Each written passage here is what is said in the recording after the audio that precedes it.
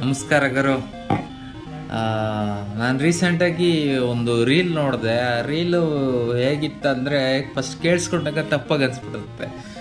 ಆಮೇಲೆ ಓ ಇದಾ ಅನಿಸುತ್ತೆ. ಅದನ್ನು ಒಂಥರ ಕೇಳಿಸ್ಕೊಂಡಾಗ ಒಂಥರ ಆಸೆ ಅನಿಸುತ್ತೆ. ಬಟ್ ಎಲ್ಲರೂ ತಿನ್ನೋದೇ ಏನು ತಪ್ಪಿಲ್ಲ.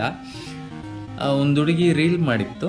ಆ ರೀಲೆಲ್ಲ ಹುಡುಗಿ ನನಗೆ ಚಿಕನ್ ಟಿಕ್ಕ ಅಂದರೆ ತುಂಬ ಇಷ್ಟ, ನಾನು ಜಾಸ್ತಿ ತಿಂತೀನಿ, ಯಾವಾಗಲೂ ತಿಂತೀನಿ, ನನಗೆ ತುಂಬ ತುಂಬ ಇಷ್ಟ ಅದು, ನಾನು ಜಾಸ್ತಿ ತಿಂತೀನಿ, ಇವಾಗಲೂ ಸಖತ್ತಾಗಿದೆ, ಸೂಪರಾಗಿದೆ ಅಂತ ಏನೇನೋ ಹೇಳ್ತು.